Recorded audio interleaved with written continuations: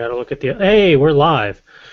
Good evening, ladies and menfolk. Welcome to episode 76 of Word Ninjas Live on this lovely not Wednesday. Not quite sure how we managed to mix up our days like that. Because snow. Because snow. And tonight because technical difficulties. This is going to be really weird. I am running off of the two computer setup, but the computers are swapped because of sound issues, so this is just going to be awkward. We're still going to do a show regardless, because we make do with what we got. As we do. As we do. I probably have not mentioned, because as I do, I get distracted. This is the Word Ninjas live show. I am your instigator of literary and creative insanity. I don't know about productivity this week, considering how things have been going. But joining me... Oh, I gotta do it on that computer. Joining me... Oh, and it's out of order. Alright, going down the other row, because let's be different this week. This is weird. Joining me is Calvin. Hello. And Justin. I, too, am here. And Will. Hello. That's not his real voice. It could be. Nope. We're going to see who rage quits out of this episode first, considering how things are going. Okay. We're good on that, theoretically. As I hit my mic, because it's right in my way. We're professionals. We're professionals that have to deal with professional difficulties. Because we're running multiple computers with multiple setups for multiple things. And at multiple locations, even. Yeah. So in when something goes wonky, we roll with it. The audience should be lucky they even get a podcast at this point. Especially this week. Speaking of rolling with it, let's go into some talking points. We have two this week. The first one is actually not led by me. Hooray! The first one is all Will, so I'm going to toss it over to him. Especially since I didn't know it was coming this week until yesterday, when I saw, oh look, I'm leading a talkie point. But that's okay. So this came to mind. I watched some YouTubers, Let's Players on YouTube, and one of them I was watching, they were playing a game where there was not a lot going on, so they branched into conversation, and these two individuals, the Game Grumps, also write music on the side and do animations and a lot of their own thing. And they mentioned that a way that they use to keep up their productivity is a system they learned from Jerry Seinfeld, which is don't break the chain. And when they explained it, I thought this was a great technique that anyone who's trying to accomplish a big goal, like get out an album or gets like an art portfolio together or write a novel or pretty much anything creative, the don't break the chain method could be a useful way to help you maintain your productivity over a long period of time. From what I read and what they said, it was started by Jerry Seinfeld, who he usually does these big shows once a year that are like, for a stand-up comedian, really long, and was asked, how do you get all the material for a show that long? And he basically said he writes one joke a day, and he gets one of those big year view calendars that show all 365 days, and every day he writes a joke, he puts a mark on the day. The next day he puts another X and another X, and it eventually forms a chain. And the objective is to don't break the chain, because if you break the chain, that's bad. And it creates this kind of mentality of you want to get through the year without breaking the chain, so every day you do something productive towards your goal. Like he wrote a joke every day.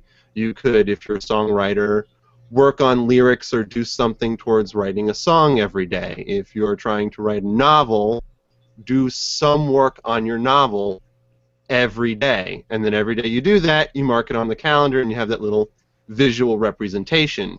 And of course, any day that you break the chain is this just big blank white spot of shame on your calendar, always reminding you of that day that you failed. And of course, they went into detail is that sometimes you do need a breather day, and those don't really, you don't want to overwork yourself. That's bad, but those are acceptable. But even if you're working on writing, even if you just write a sentence or work out the rough idea of a new idea for a chapter or something, that's progress. And that should count as a mark on your day. And it was an interesting visual way, I thought, of helping to maintain your productivity, especially over a long period of time. What I find interesting about this is that it really plays into the whole, it's a lot harder to start something than to continue it, at least in my experience. Even just this week being a great example of the snowpocalypse of 2015, I haven't really done anything since then because that snowstorm basically broke all the chains. And I'm looking at the things I'm supposed to be doing, and I'm like, oh, I'll get to that tomorrow, or oh, I can start that on Monday or Sunday, or oh, I have this whole weekend ahead of me, I can start my stuff then. And then I'm like, oh, wait, isn't this what I was saying in December? I had to start all over again now psychologically, it seems, if I break the chain. Obviously there's breaking the chain hard, like what I did during the snowstorm. And then there's soft breaking the chain, like, oh, I have a wedding to go to, so I'm not going to there are out. So there's exceptions like that, but as long as you're mentally still in it, I think you're good to go. Yeah. There are definitely acceptable reasons to break the chain, as if, life happens. There's obviously days where you just can't, but those are forgivable. Right. Like yesterday. Yeah, I didn't work on the chain today because I was buried under 2 to 3 feet of snow.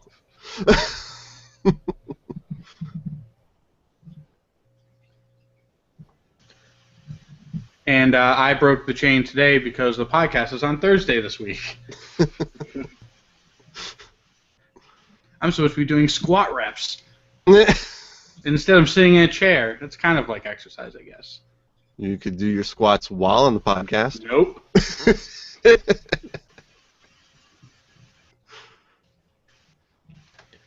But yeah, it was just something I heard that I thought was interesting. You can go online and just Google search "Don't Break the Chain" and you can get a lot of different. There are websites and printouts that you can just for free print out just blank 365-day calendars and just make your own chain.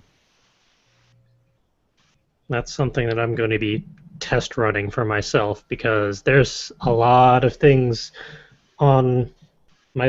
It's not really a little desk. It's an extra little space to put stuff in stacks. And that's my to-do pile, and it keeps growing. And there's 3 different piles now for different activities, and all of them are growing. I think they're replicating when I'm not looking. I think you have a classic Grey Goose situation on your hands. I was going to say tribbles. So that's where all my quadrotriticale has been going. That explains a lot. But yeah, I've used stuff like Habit RPG and 750 words online with the mindset of don't break the chain in the past because it kind of incentivizes you not to break the chain because it gamifies things. And I cringe at using those words, and I'm surprised that Justin hasn't made fun of me for using them yet, but he was probably distracted from what it looks like. No, the Habit RPG is probably the only appropriate use of the word gamify in any application. So I'm not allowed to use it ever again in any other context? That is literally correct. Oh. Challenge accepted. I'll gamify your face if you ever say it again. Don't break the chain. Find a new use for gamify every single day. How about incentivize? That's a real word. Fine. I don't have a It's problem not with really used that often, though. that. Yeah, that's true. I was going to have some witty retort, but I didn't have one. I'm tired. It's been a long week. Yeah. Mm-hmm. It's a Thursday, but I feel like it should be a Wednesday because we have our show. But I'm already at Thursday levels of energy. Yes. So it's throwing me off. Desperately crawling towards Friday. Yeah. The fact that my setup is basically a polar opposite of what I'm used to is just weird. I do not like not breaking the chain because I've swapped this around just to make it work. I've made a casual agreement that I get to leave early from work on Podcast Wednesday, and because it's Thursday, I did not get to fulfill that task. And so I basically drove from work at 6 o'clock, did something really quick on my computer, and then came here. So I'm still coming off the work low. And for whatever reason, I am not getting any updates on YouTube comments on the computer. It's not refreshing. It shows nothing has been posted, period. But on my phone, it's showing that we are getting comments and Ed is being responsive to that. So Thank you, Ed. Thank you, Ed. But to any of our viewers who are commenting, I'm out of the loop now. I can't seem to do anything. Good save. CJ almost swore. Ooh. I'm trying to see how long I can hold out on air.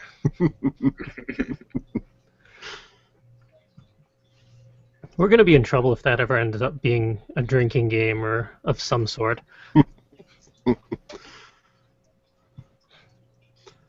But yeah, that was what I had learned about Don't Break the Chain. Thought it was fun sharing for people who are always looking for more different ways to try and stay productive and incentivized. And for those of you out there that do use this method or try it out going forward, by all means, let us know what your perspective is on it. Post in the comments. Continue the conversations. And I can already see that Justin's going to try and surprise me with a curveball, but I'm staring right at the show notes as it live updates because my talkie point is next. And my talkie point is, why do readers associate and or connect with certain characters as strongly as they do? And that mainly came about because I strongly associate not only with my own characters, because they are somewhat aspects of myself, but I've noticed a trend amidst the shows that I really, really like, or really stuck with me. I tend to always remember the characters that get emotionally and psychologically manipulated, but seem to persevere despite that, even if they are the bumbling hero-type characters. Eventually they evolve, if it's a good show. But I mean, my examples were John Crichton from Farscape. He literally gets his mind torn apart, and yet he still manages to save the universe, as you do. Like Darian Fox from the sci-fi show Invisible Man, which was underappreciated for its time, but he goes crazy regularly whenever he uses his little invisible gland thing. Still manages to pull things off. Same with Stargate SG-1. Either Jack or Daniel, both of them have had their minds messed with more times than I can count or remember across like the 10 seasons they had. But they kept on coming back one time after another, even after they've died and resurrected and this and that, to the point where it was just getting a bit silly because they went past 10 seasons, and that happens. But it made me wonder how other people fare with associating with other characters out there in literature or television or movies and stuff like that. What do you connect with? Why do you connect to it? What sort of trends do you see out there? So this actually brings up some weird thing that I have where, Oh dear. yeah, so I find the world is not fair, and I have a lot of anxiety about it sometimes. Oh, so you're human after all. Yeah, so I get it pretty bad every now and then, especially when, very bad things happen, which I won't get into. But when I see characters who are good and trying to accomplish their goals or doing something, trying to add positivity to the world, and it doesn't work out and they get crapped all over by life, even if I know several seasons from now it will all work out in the end, at the time during the thing that I'm reading or watching, I just get extremely upset. A great example, I don't know if any of you watched The American Office consistently enough, but I used to on and off. so there is an episode where they were doing some Yankee-style swap, where they're doing the gift exchange. Mm. And then, so Jim has set this whole thing up where he's going to kind of manipulate the game somewhat so that Pam gets his gift. And then, obviously, that does not work out. And I got visibly upset at the TV. Like, I don't know where the anger and the, obviously I was projecting somewhat. But I was just so upset. And I was like, I can't do this anymore. I can't watch good people fail so miserably, so hard all the time. And I actually stopped watching The Office after that episode. I got highlights and stuff from internet sources and whatnot, and I think I might have watched some of the new boss roll-in episodes, but I just couldn't watch the show anymore. And I can't watch shows where the entire plot line is general guy who's good and does good things, and then bad things happen all the time, and no one cares. And that it just extremely frustrates me, and I can't. I relate to it too much, and I can't handle it. So that's my story on that. That I think that relates somewhat to the question. What was the question? I have it's the same reason I can't watch too much of Bob's Burgers in a row, because I noticed that happens to Bob a lot. And after watching more than 2 or 3 episodes of him just trying to do good by his family and his business and everyone just thwarting him and him not coming out on top at the end, I just go, okay, that's enough Bob's Burgers for a month. Yeah, before I really start connecting with this guy. Right.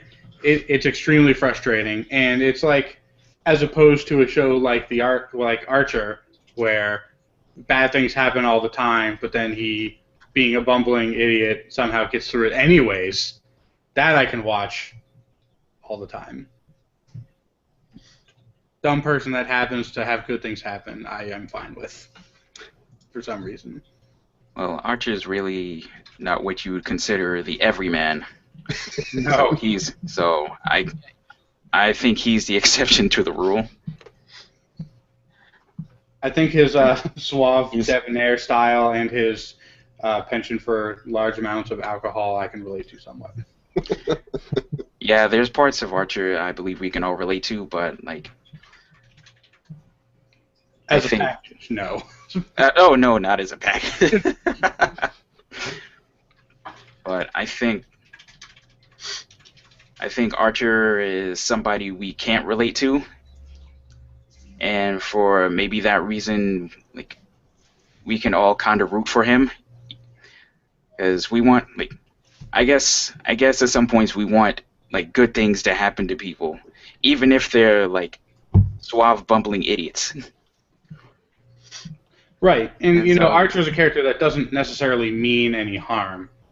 Well, it depends who he's harming, but the general style of the Archer character is he's trying to do good on a global sense, and then sometimes he screws up and he's kind of a dick to certain people. But I don't know. Yeah, you're right. We can't relate to him, and that's kind of the point, and that's why it's hilarious. But yet we root for him anyway. Yep. Going back to the topic, this is a difficult question for me to answer after just finishing finally reading Fuzzy Business 2. Because I was connecting to the main character, and the main character, I'm not going to spoil anything, but she goes through a lot of rough stuff in this book. And as going through that rough stuff, she's having very real person concerns. Like, there's a part where she's afraid she's going to get fired from her job, and her first worry is not, oh no, this mafia is going to be after me and there are these people that want me dead. It's, how am I going to pay my rent this month if I lose my job?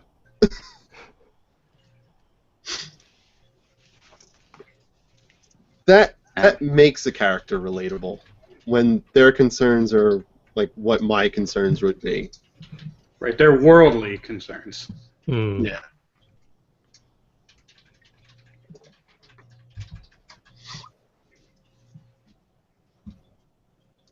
Maybe that's why I enjoy reading a lot of fantasy and paranormal level plots, because they're not believable enough that I don't get that invested in the characters. And there's, I'm not going to toot the Game of Thrones horn too much, but there's a character that I enjoy that I just know is going to die, because that's how it works. If you like a character, that character dies, usually immediately.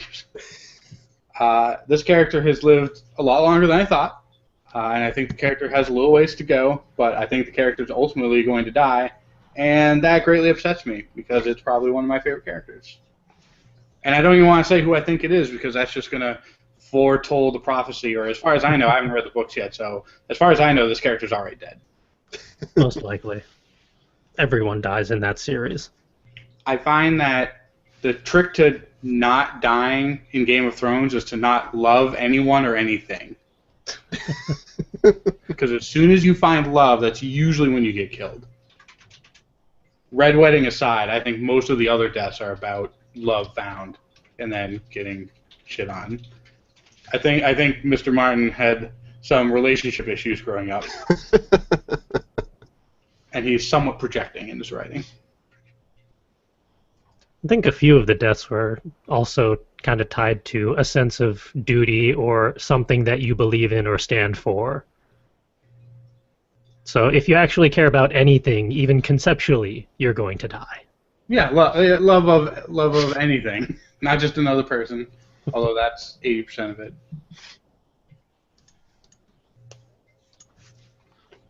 I know I read through a lot of R.A. Salvatore's Legacy of Drizzt, which I've talked about before, but I think the characters that stand out in my mind most that I enjoyed reading about the most are actually Artemis Entreri and Jarlaxle. I think part of the reason with Artemis Entreri was that he was that character who got thrown into the big story, and I've always liked these characters that they get thrown into this big plot against their will, and then they just go through it because they have to at this point, or every time they try to get out of it, something happens and they get pulled back in. I think that's also why I really liked Final Fantasy VIII, because the main character Squall was like, I don't want to be the leader. I don't want to save the world. Why am I stuck doing this again? Who made this decision?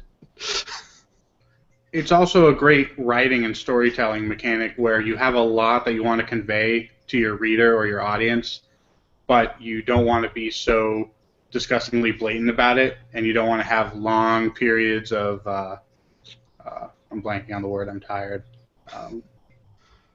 Exposition.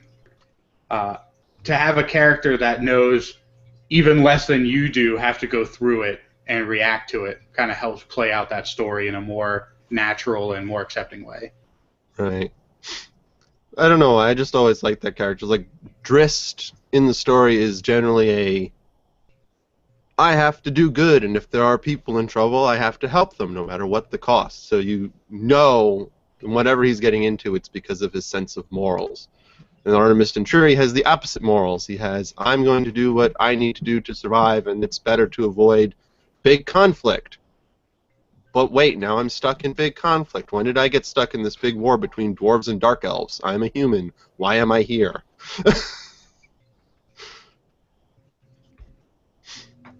I don't know why. There was something going around on Tumblr about some psychological analysis of why we connect to certain fictional characters over others, but I never actually read it.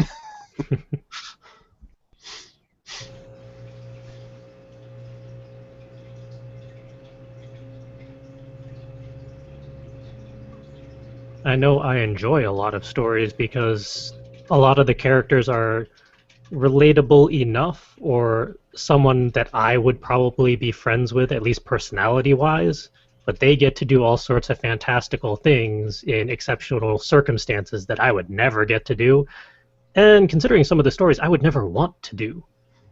I don't want to be in a horror or survival plot. I'll write about them, but I don't want to be part of one. But it's interesting to see characters that we would probably at least appreciate, do, and survive sometimes, or at least go through all of that, so we can kind of see what it would be like. Or we can shout at the book and say, no, don't do that, you're stupid. Yeah, I also sometimes have a weird, underlying martyr complex that I control pretty well, I think, considering I haven't martyred myself. I'd say we're doing pretty well so far. But like you said, the character kind of doing what he has to do in the face of adversity is something that really appeals to me. And my bucket list is to be an extra in a movie where I either get hilariously or violently killed, or I'm just an extra where I'm literally just a corpse. I don't even have a story. Just corpse number 7 in this pile of corpses. Well, whenever one of us gets our novels critically acclaimed and put into a movie, we can make that happen. There was a challenge, semi-related. This could at least help fulfill Justin's bucket list. Yes. According to Back to the Future 2, Jaws 15, 16, something like that is supposed to come out this year. And, of course, we're nowhere near that number, so someone put out a challenge for people to make fan films to catch up to that number. So we could always make a Jaws movie where Justin gets ripped apart by a shark. I could deal with that. Onwards to Mystic Aquarium.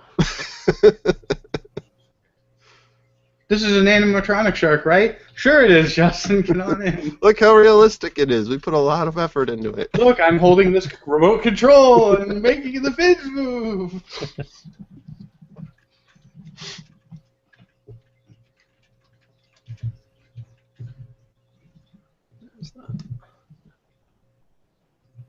So to all our viewers and listeners out there, post your response to this question in the comments below. Continue the conversations. I see that some of our live viewers already have been, and I'm sure Ed has been keeping up with it, because I've been getting plenty of notifications on my phone. It's just, there's like a 10-minute delay between when I see it and when I can actually respond to it on the phone, so it's not worth it. At least not at the moment. I'll catch up after the live show. And we have a surprise third topic from Justin. Yep.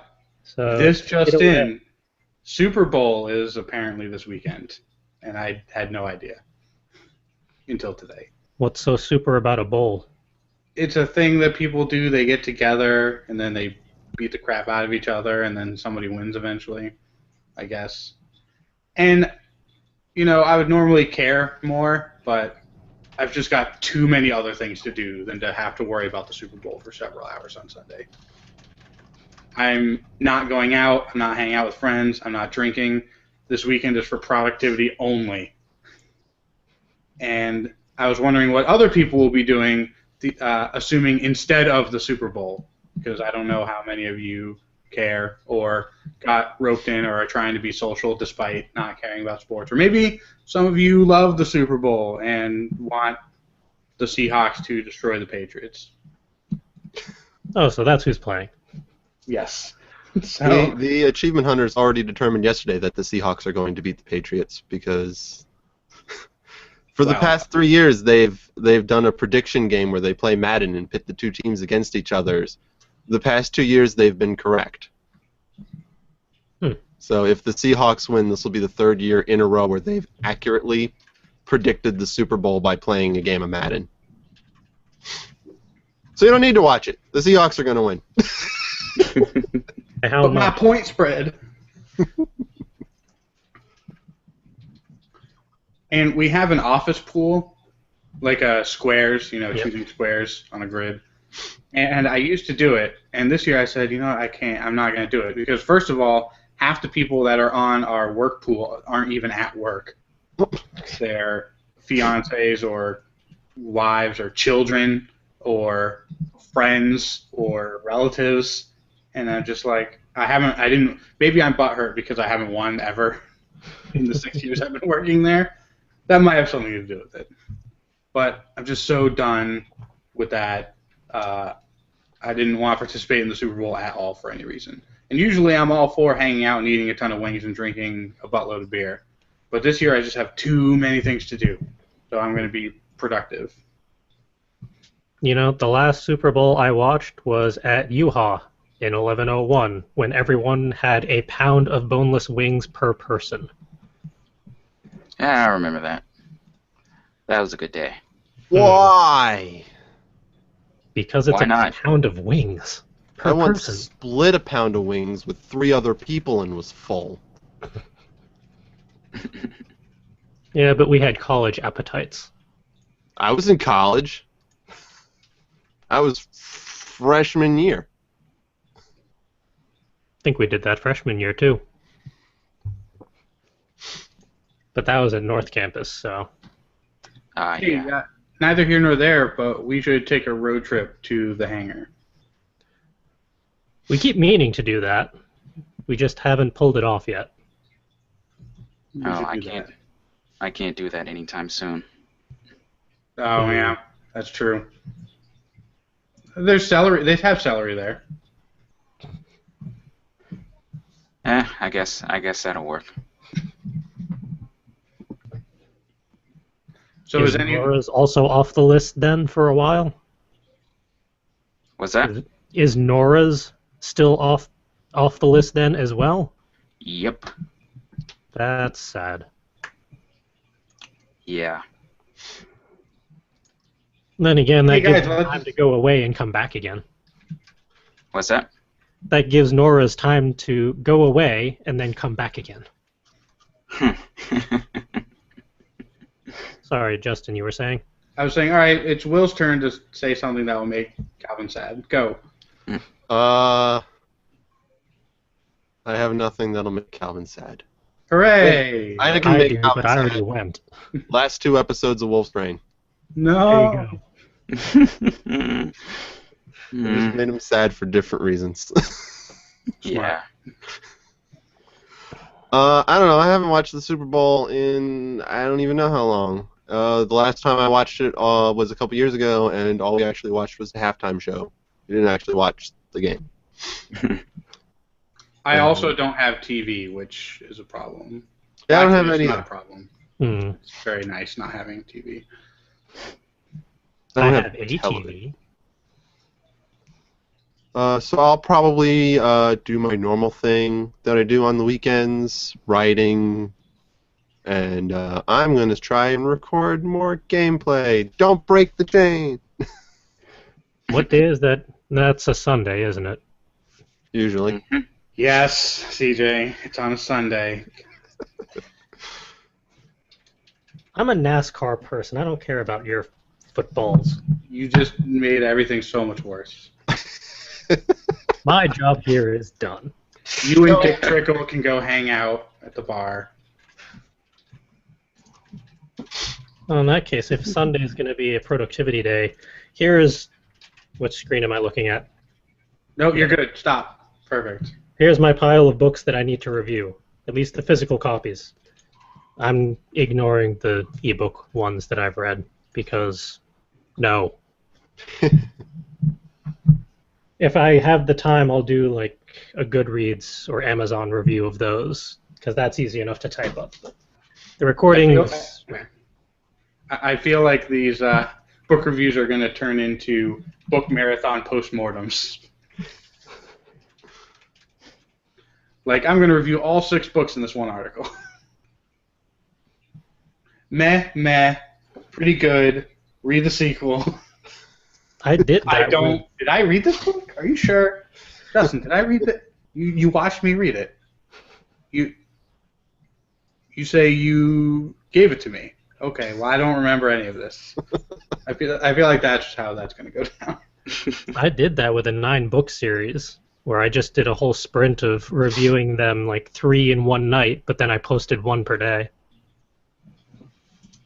That was a damn good series, too.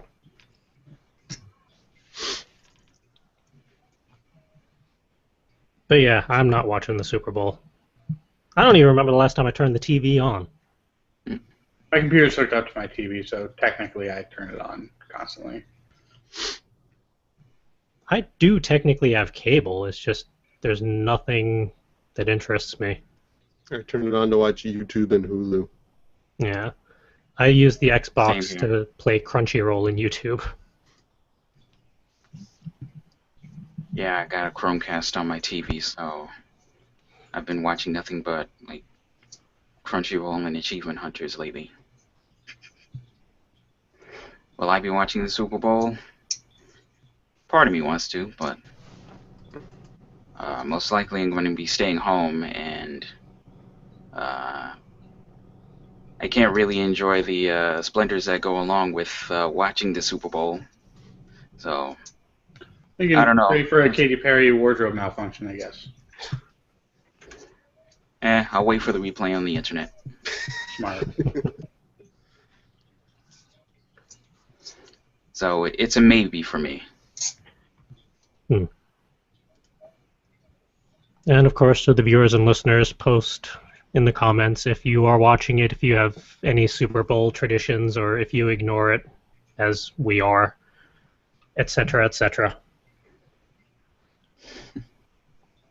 5-minute sideline since it's not 8 o'clock yet, but has anyone here noticed the press releases and notifications from, it's not Adult Swim, but Toonami? They changed their lineup and are cutting back like 2 hours worth of content. Yeah, and everyone's upset about it. Wonder what prompted this. Probably management.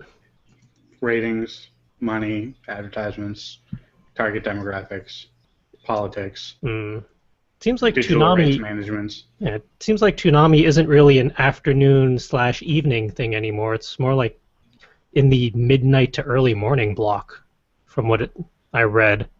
That seems more like Adult Swim time. Yeah, they because like so many people requested bringing Toonami back, they decided to put Toonami in the Saturday evening/overnight slot. Toonami, the bumpers between shows, there's a robot involved, right? Tom. Mm-hmm. Yep. Yeah. Seem to vaguely remember that. It's been a while.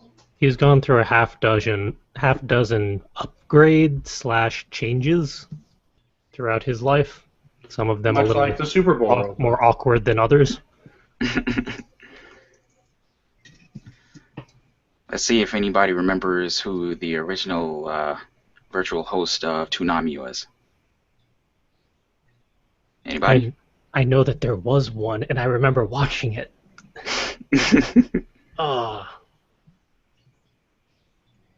Stephen Blum. Nope. Oh, it was before him. I don't think I watched it back then. It was Moltar from Space Ghost. Oh God. Now I was going to say something about Space Ghost, but I couldn't remember. That's pretty funny. There's some deep-rooted memory in the back of my head that I was trying to crawl out. Don't you dare. Hey!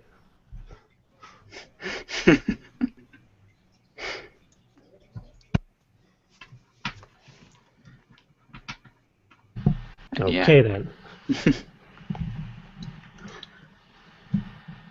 Toonami was a good part of my childhood. I think for a lot of people. It made me feel good seeing that they brought it back, even though it's in like the graveyard shift of Saturday night programming. Seems like they're pulling a lot of the current animes from that 2-hour block that they're losing.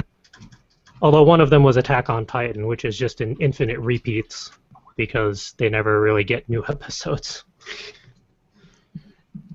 I just thought it was interesting that they are making such sweeping changes, considering Toonami was such a fantastic thing and actually had pretty good shows once upon a time.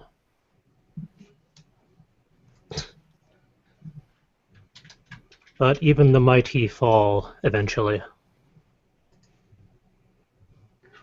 Probably because the people who used to watch it back then aren't necessarily up on Saturday evenings to watch all that stuff again. At least I'm not. And the ones that are probably a lot of cable cutters as well.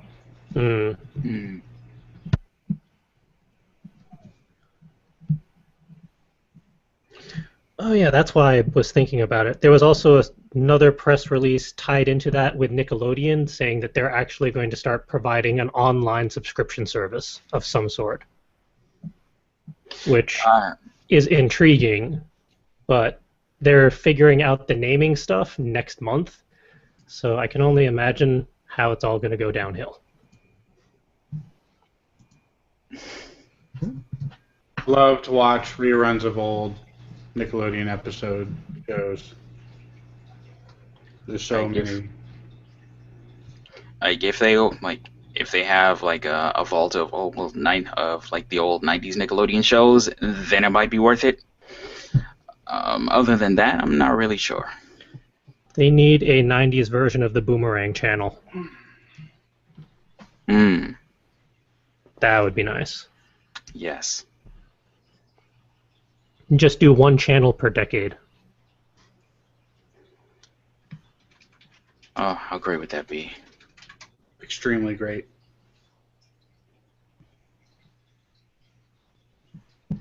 Come on, content providers, get on that. Alright, that was over 5 minutes, I think.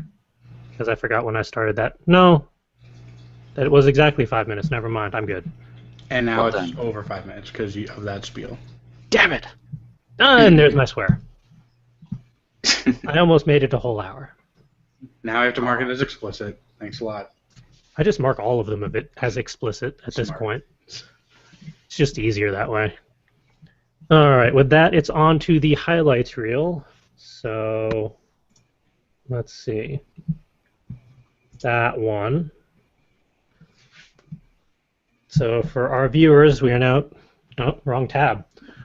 We are now screen sharing... No, there's the tab. Highlights.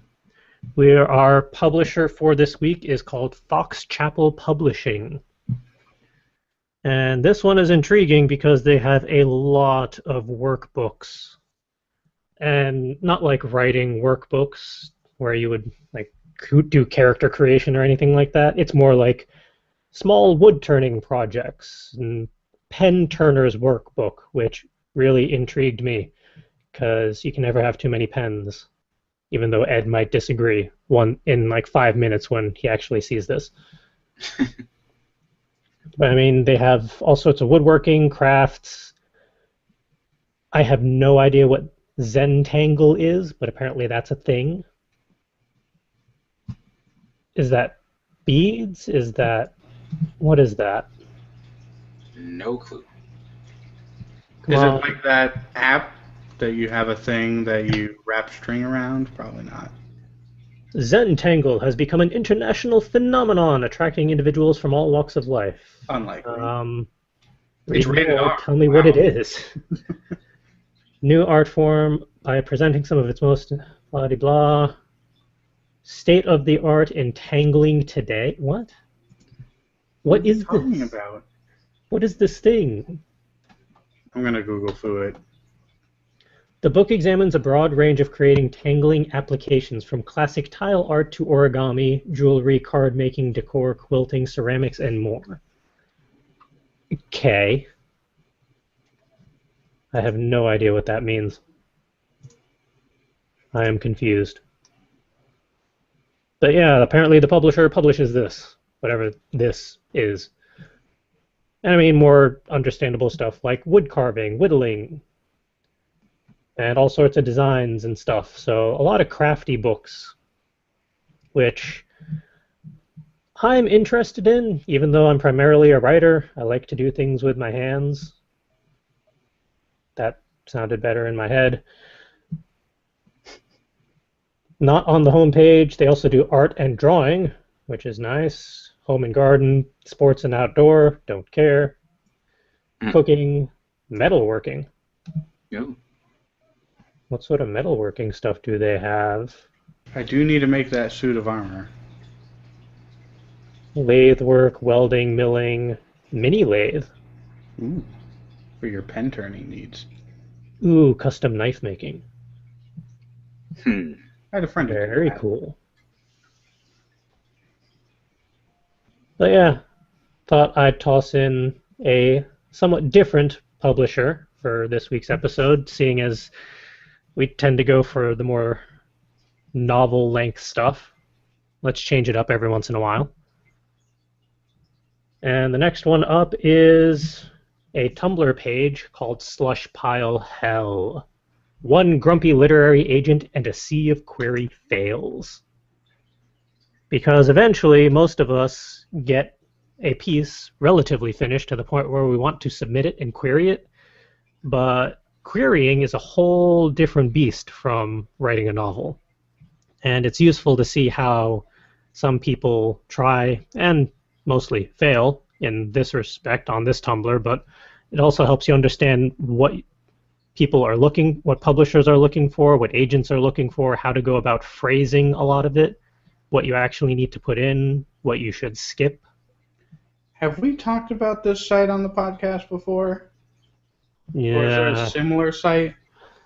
I think we did Query Agent. We've done a querying page, but I don't think it was Yeah, this Slush Pile Hell doesn't ring a bell, but the query. Slush Pile does, but not Slush Pile Hell. Maybe it's just me. Quick, someone watch all of the 75 episodes before this one and find out what we talked about. Are there more episodes of Breaking Bad or of the Word Ninjas podcast? I don't know. I haven't seen a single episode of that yet. You don't watch your own show? Any longer. Much to Justin's dismay. I didn't hear Justin's upset commentary to me. It was a joke, so it's come and passed, but I yelled out, "What, you don't watch your own show?" No. And that was supposed to be funny, but then I spoke over Will. And Sorry, I ruined no, the it's my joke. fault. I don't want to watch myself. I look weird. I sound weird. I've been informed I sound disembodied. Well, at the moment, I don't have a single screen with your face on it, so you are disembodied to me.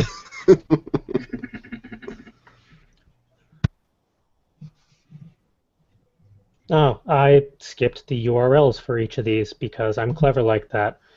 It's pretty basic. Fox Chapel Publishing is foxchapelpublishing.com, and it's Chapel, C-H-A-P-L. And then Slush Pile Hell is just slushpilehell.tumblr.com for our audio listeners out there, because I have been chastised for not adding such commentary for the audio stream. So to our future audio listeners, I am sorry.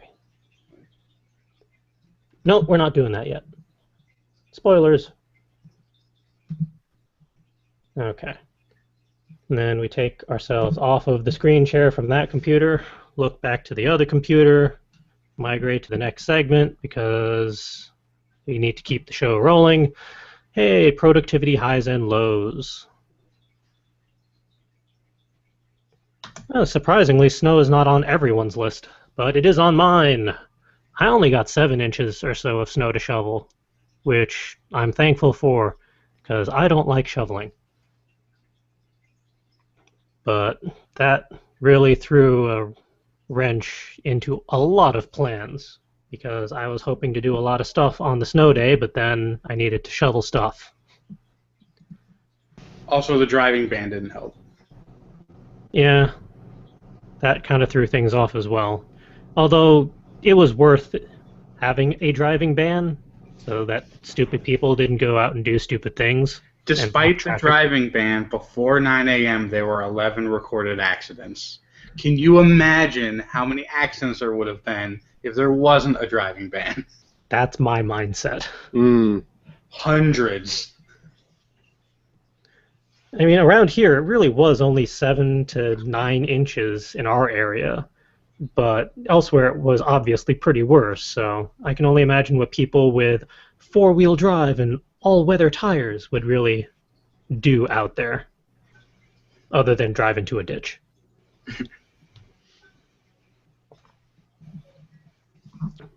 Let's see, my other productivity stuffs were forcing myself to acknowledge progress in the face of various complications. Because sometimes I lose sight of the forest for the trees, and I need to remind myself that there is a proverbial forest amidst all the trees. And that actually got me going to do stuff even when I really didn't want to. And kind of tied into that, but more of a slow burn, I'm taking steps towards getting a handle on my stress levels. It's something that I did not think I would have to do ever again, but it's something that I'm doing probably next month. Oh, next month is next week. Probably in March at this rate. And I'm not going to be any more declarative than that because I don't wanna. So onwards to Will. That's me. So I got to shovel about 1.5 feet of snow, which is more than what CJ had to shovel. So that was fun. That took some time getting the car out and finding it. Pet Cat Marcus got to have fun in the snow, whether he liked it or not. But productivity-wise, that's a low. But I did kick my butt into gear to try and get motivated, figuring out how to do more things. I think I want to get into actually recording. I got software to edit videos for the most part decently, so I can make my own little videos for the channel, and I'm going to try and do that every day. Definitely starting in February at least. I'm just going to need to figure out more games and also figure out a way for myself to do book reviews. I have theories on that as well. We'll see how it goes. More as it develops. And I just finished Fuzzy Business 2. About time. I should have finished it a while ago, but I will confess there were topics in there that were hardish to read. There's some hate crimes involved in Fuzzy Business 2 that it's just, for me personally, I have trouble reading that, but plowing through it, things come full circle, or I hope so eventually, because Fuzzy Business 2 ended on a cliffhanger. So it'll hopefully come full circle in Fuzzy Business 3 when it comes out, and I get my hands on it, and I want it, and gimme now. It would be fantastic if it came out in time for Inconceivable, too. If Amelia is there, and she has it, I am buying it.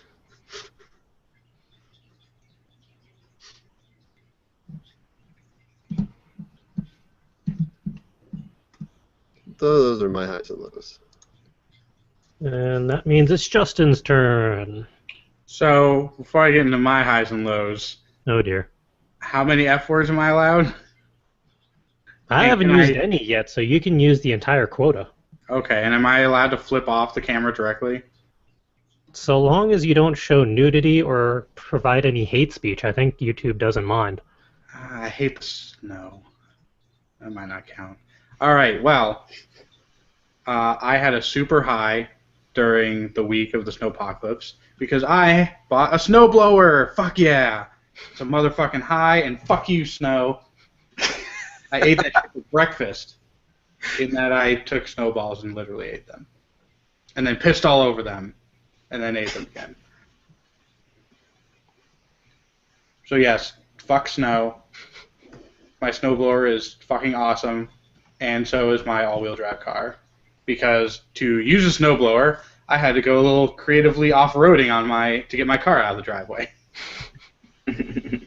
And then when I went to Will's house to get some stuff, I also almost collapsed his leach field and his septic tank because I drove on the wrong part of his entrance, and I drove on the non-road part. Oh no. The road part. That beats my driving over their bucket. That was pretty hilarious. So let's see. So that's a high, like I said. I tested out Shadowplay and started configuring Skyrim, ENB, and all the high-res mods and stuff. Right before the podcast, fired it up. A couple things didn't work, but overall the thing looks amazing. I think I can troubleshoot a little bit. I still got a nice frame rate. The red saturation's a little high. I got to play with that. But overall, it's looking good. I'm looking forward to attempting to tell Shadowplay to also record that at 1080-30 or 1080-60. Because vanilla Skyrim, I was getting 60 frames a second while recording at 1080-60. Nice. That's Nice. pretty good. I don't know if I'm going to get that doing ENB. But we'll see. Man, our channel is going to love our polar opposite styles, considering I'm going to be doing a lot of the old id and Apogee games, and even some of the newer games, but at the absolute lowest settings, just to show what the worst settings imaginable actually are. That's actually pretty funny. You should play Doom 3 on the lowest settings. It is horrendously bad. I've been meaning to play Doom 3. I have it. Yeah, Maybe at the lowest settings I could actually handle it. And the third thing, which is a low, I'd like to blame this fully on the snow, but it's really not the snow's fault. It's mostly my fault. I didn't do jack shit all week. Nothing. I didn't do anything at all, and I feel really bad about it. But I'm going to use that that shame and misery as a springboard to have a really productive week this week. And me staying home and not hanging out at the Super Bowl parties is going to help facilitate that.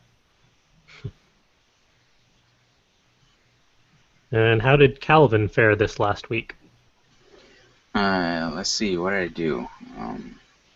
I edited and coded a whole bunch of the things, so that's I consider that a high. Some of which are already on our channel.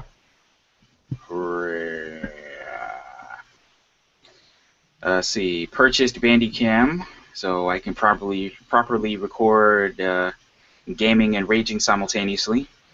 That's going to be exciting. I'm really enjoying how nicely Bandicam works with my computer and just how it works, period. And my low for this week and for the last couple of weeks, it's medication that I've been taking. Has been derailing my productivity and life in general. Well, to be fair, this medical condition has been derailing life pretty nicely as well. Medical conditions are very good at doing that, unfortunately.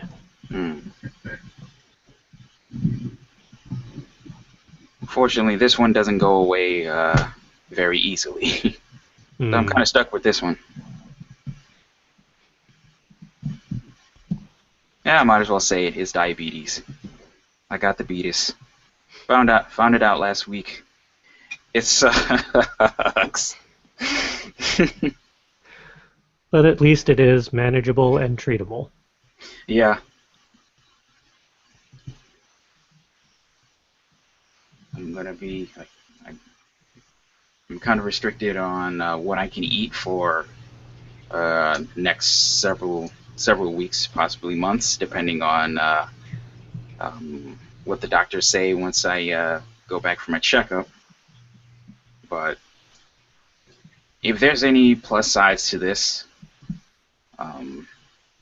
this dietary restriction and my semi being forced to exercise to help regulate my blood sugar, I'm going to be trimming down pretty nicely by like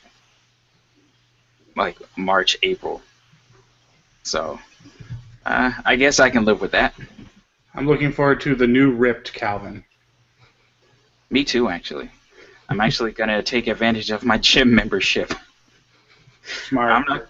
I'm not going to tell you how long ago I joined the gym. Actually, I have a whole story about that, but that's for another podcast. Let's have that as a topic next week, because I too have a story about gym memberships. Nice. And money down the drain. Use the submission form, otherwise it won't happen. Okay. Because one of us will forget. Do what now? Use the submission form for the podcast topic idea. That's what the submission form is for, so that we remember that we have topic ideas. I don't know what you're talking about, so let's move on.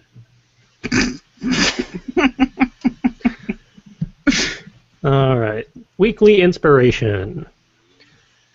My inspiration has actually been failed opportunities in character-centric interactive novels and other stuff like dating sims and RPGs and other stuff. Because I have a whole slew of them in my Steam library, and I've actually been playing around with some of them. And there's great opportunities in a lot of them to actually do stuff with your characters, make them relatable, believable, worth caring about.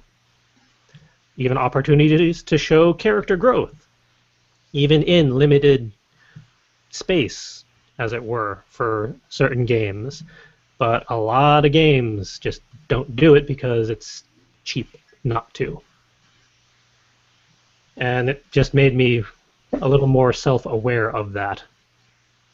Especially since one of them actually got voice acting for all of the characters. That's not cheap. Wow. But there's no character growth. Oh. And it's actually incredibly annoying. Then again, it's a relatively stupid game after all is said and done. So yeah, that is my inspiration.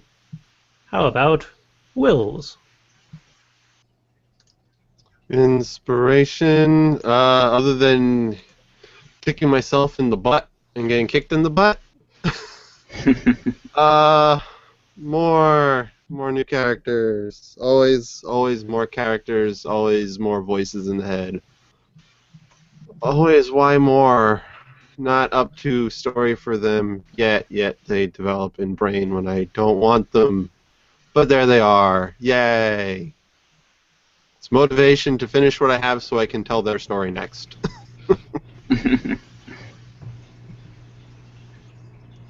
And how about Justin? So it's interesting. The weekly inspiration I wrote down is not actually true. That didn't happen, You liar. and I don't know what's going on.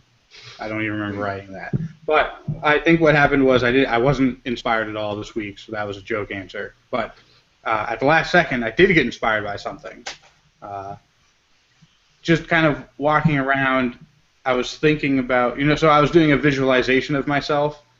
So I was like doing like not really an out-of-body experience type of thing, but like trying to visualize myself doing the things I'm supposed to be doing. And then I had like a voiceover in the back of my head going off, and some music cues, and different cinematography and nice shots and good lighting. And I was like, hey, I could actually throw up a camera and actually do these things that I'm thinking about in my head and sharing them with people. Maybe it would be interesting. Maybe it would be horrible. But if I'm going to do the things anyways, why not shove a camera in it and then put it to a sweet soundtrack that would be instantly banned on YouTube for copyright infringement? So that's my real weekly inspiration, not the fake one that I put in the show notes. But find out what I put in the fake show notes, because I'm sure that's the version that is going to go online. Yeah, that's what's already up. So check out some behind-the-scenes Easter eggs in the show notes. And how about Z Calvin? Weekly inspiration is postponed for me this week due to health reasons. Fair enough. Inspired to get jacked. That's swole as shit. That's pretty inspirational. I'm inspired. We can talk about that next week. That'll be my inspiration next week. Perfect. All right, with that, it is time for Muse Food.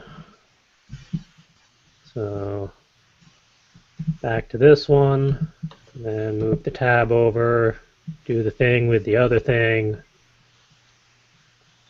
Each week we provide various creative prompts, from one-liners to one-worders to a combination of Rory's story cubes to musical prompts and artistic prompts.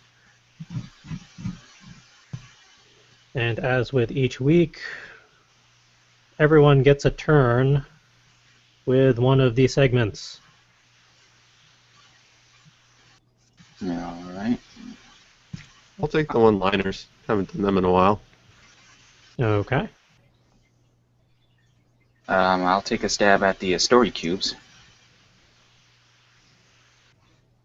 I'll hilariously do the music notes again for the listener's pleasure. See if I've learned anything. And I'll take the rest. All right. So, our one-line writing prompts for this week are, I'm sorry. What are you up to for Friday night? We are in so much trouble. Get in the river! I'm getting that oasis, and you're not invited. When crystal objects are ordering you around, it's time to get help. This is why I don't turn on the television. You're definitely the mother in this relationship. Tune out the world and everything around you brightens up and gets more colorful. My muse wants to murder you with these knitting needles. Stop tempting her. And those are our one-line writing prompts for this week. As for the one-word writing prompts, we have campy. I'm not quite sure if that's an actual word or not. It is. Yes. I don't like it. That'll do. Think about film. I know it's used Speaking as of a Battleship. term. That was one campy movie. I liked that movie. No, you didn't.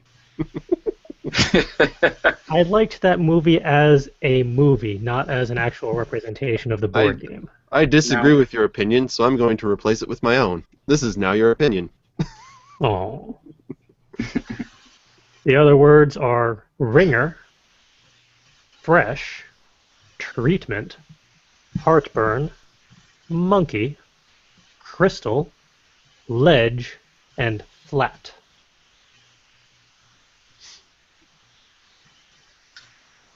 All right. Story cubes for this week are something to the extent of somebody enthusiastically digging a hole, somebody counting their change, a matchstick burning a piece of paper, a ladder, someone nervously peering through a doorway, a question mark, someone with a gift in their hand, a clock showing 4 o'clock, and what looks like a rocket ship crash landing on a planet or somewhere. I'm guessing it's a random planet because I see a ringed planet in the background. So there you have it. I like this set. We've gotten some cubes that I've never seen before. We'd have a lot more cubes that we haven't seen before if they'd update the stupid app. They've only been in the store ready to be purchased for over a year now. Not interested. Don't want my money. That's fine. They don't get my money. I'll make my own cubes. Blackjack and hookers. Add to your collection. Expand your stories by adding more cubes to your collection. Clues, coming soon. Enchanted, coming soon. Mm. Prehistoria, coming soon. No, that's a year and a half is not soon. I'm gonna write an angry letter. That's it. I can't take this anymore. Oh man, and the enchanted one has an image of a wolf howling at the moon. I want it. You can't have it. But I want it. No. It's such a mean image to tease us with. Okay. The less angry musical prompts for today. And I'm going to actually be looking at the letters. Over time, I'm going to cover up the letters so I can try to learn how to read music via the podcast. But from what I understand now is we've got a quarter note E situation. Quarter note A, quarter note B, quarter note A, and whole note G. Correct. Very Yes. I did it. I totally didn't cheat and open up a new tab trying to figure out which one was a quarter note and which one was a whole note. Nope. Next time I'm going to put it in bass clef just to throw you off. No. good. Then you're going to start adding sharps and... We can do that if you want. An A sharp and a B flat, the same note. What? Doesn't even make any sense. It does if you think about it. I know. Mhm. And the artistic prompt for this week is Anthill. Not quite sure who submitted that one, because I don't think it was me, because that one bothers me. You sure are making a mole out of this anthill. Maybe that was me. Maybe I was trying to be clever, because I know I'd upset myself. Mission accomplished. Nailed it.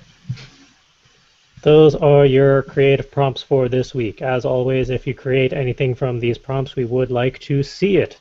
You Oops. can send us a copy or the URL where we can check it out via email. Our email address is wordninja@fcwriters.com, conveniently located at the bottom of each page of the PDF. And then take it off of that one. No. What did you do? Oh, I wasn't on mute. Whoops. Well, I dropped a pile of rare earth magnets onto the metal desk legs. Oh, I apologize. Better than dropping it onto a computer? Yeah, that would be better. Okay, as for events, there are several coming up this year that we're trying to coordinate. The closest one at the moment is Book Expo in May. Still waiting on that press logistics page to update so we can submit. Still waiting. And of course, the big one for the year is our main one, Kineticon in July in Hartford, Connecticut. We are confirmed as vendors, and we have submitted for press. We're just waiting to hear back. Oh dear, I hear Skype updates. I'm sure Ed is commenting on something. There are a few other events in the mix for this year that we're still trying to coordinate. They're all in the show notes for each episode, so if you're curious where we're going to be, you can track us down that way. If you want us to show up for certain events, or you want us invited to events, talk to the event coordinators, tell them, hey, there's this really cool podcast or this really cool company that makes all sorts of shiny baubles. We want them to come to this event. Let them know, because if they see interest, then they're more interested in getting people there. And conventions are fun. I know I at least like going to them. Especially more so if we're invited, rather than just barging our way in and showing up. barging is always fun. Exciting, at least. True. Especially since there are 5 of us, so half the time we can outnumber the staff. There you go. And Hey, what do you know? It's only 8:24. We're gonna make the 1.5 hour mark and wrap up the show. Not if you keep Probably, vamping like that. probably still on time, more or less, kinda, sorta, in regards to what Justin wants a I'm podcast length sure we to can find be. something to talk about for half an hour. To be fair, we did start like 5 minutes late, so Which is on time for us. we're still well under the mark. But let's keep it rolling. Are you sure? I mean, we can go back and forth. Let's see here. As always, if we entertained you in any way, shape, or form, please subscribe to our YouTube channel where you can watch, comment, and thumbs up all of our various videos. We have all 76 episodes minus 2 because of technical shenanigans in And the other archives reasons. there. Yeah. We have a couple series that we're still figuring out the naming conventions for, where we're playing various games or failing at various games. A little bit of everything. We have a growing collection of crew shenanigans. I actually one of us needs to get on that and properly tag some of the crew shenanigans that are not in the crew shenanigan playlist so that they show up in the right areas.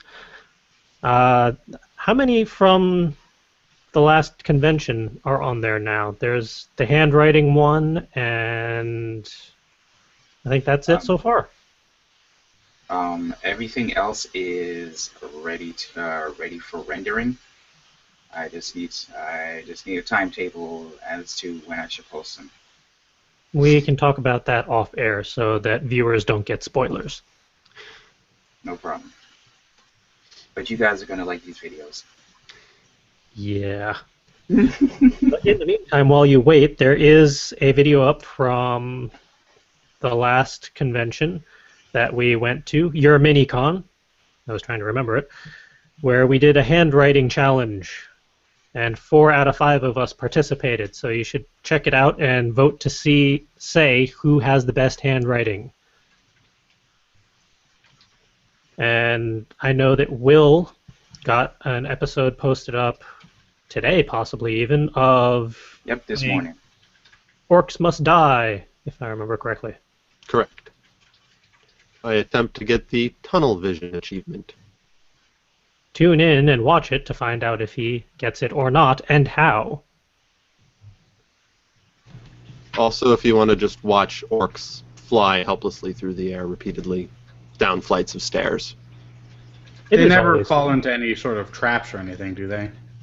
There may be some lava involved. Done them. Yeah, that is one of the best places to check out all of our video shenanigans and stuff that we do. If you want to talk to us via social media, our Twitter account is @FCWordNinja. Bonus points if you use the hashtag WordNinjas. You can talk to us on Tumblr, fcwordninja.tumblr.com. Facebook is facebook.com/fullcoveragewriters. Converse with us. Talk to us. We enjoy discussing things with our viewers and listeners. If you want to help support all of these crazy shenanigans and endeavors, peruse our Etsy store, which is etsy.com/shop/fullcoveragewriters. And Ed is the main coordinator for all the shiny baubles on there, from the bookmarks to the buttons to the books to everything else that he sneaks on there when I'm not looking. All hail the shopmaster. Yes. And as always, this podcast and everything else that we do is currently brought to you by Full Coverage Writers, which is the website, a repository of resources for writers, and a full archive of all of the podcasts, all of the Muse food, all of the interviews, everything that we do that is literary and entertaining. To find that website, if we haven't mentioned it enough already in the last hour and a half, it is fcwriters.com. Go take a look. It is most entertaining, I promise you. And with that, it is time to slowly me over the next 30 minutes sign out with everyone saying where they can be found on the internet.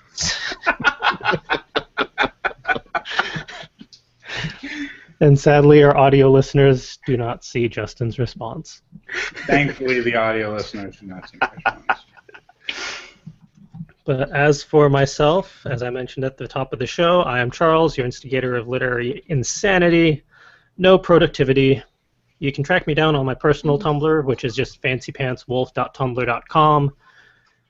Starting next week, since it's next month, my literary Tumblr, which is slashandburntrilogy.tumblr.com, is going to start kicking up a lot as I write my first draft. Again, for like the 13th time. But a novel 10 years in the making. I'm going to be doing a proper draft this time round now that I know what I'm doing. You can also track me down on the Fairy Tale Podcast Monday nights as Makarov on their YouTube channel, 10 p.m. Eastern Time. And all other forms of contact for myself are on the About Us page over at fcwriters.com. Where can people find Will?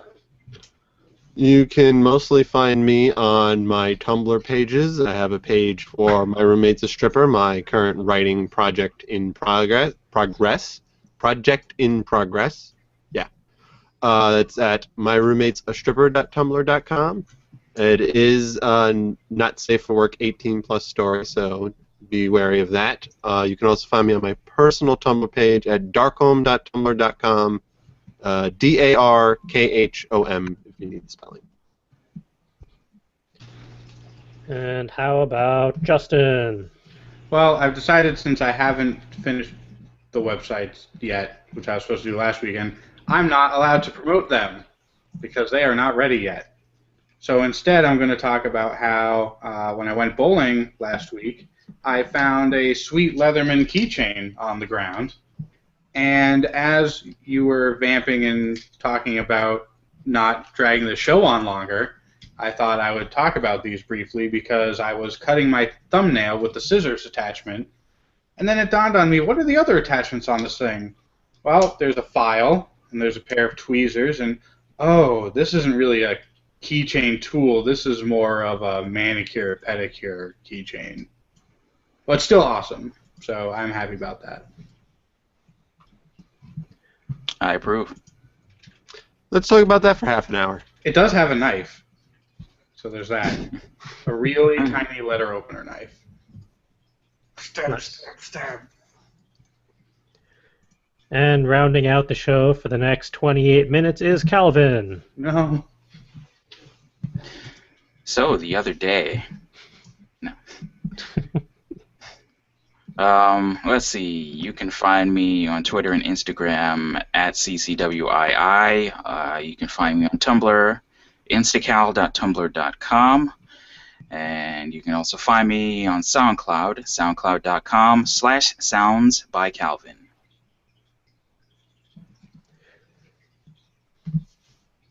And that's it. Sorry, I got distracted by cubes. And with that, that rounds out episode 76 of Word Ninjas Live. Tune in next Wednesday, and it better frickin' be Wednesday, for episode 78, where we have our first interview of 2015. Woohoo! Oh. Yes, I'm excited for that. And it's actually going to be a two-parter, no less. So it's going to be spanning 2 episodes. So definitely... You sure you don't want to do one really long episode? We could, potentially, That was but... a joke. Please don't take that seriously. I mean, No. YouTube lets you stream for 8 hours straight now. Oh, boy. Oh, I'm sure Richie would love that episode. No, we're going to need a Kickstarter before we do some sort of weird marathon thing. How about 2 weeks of 8 hours each? Nope. Ooh. All right, with that... 24-hour podcast marathon.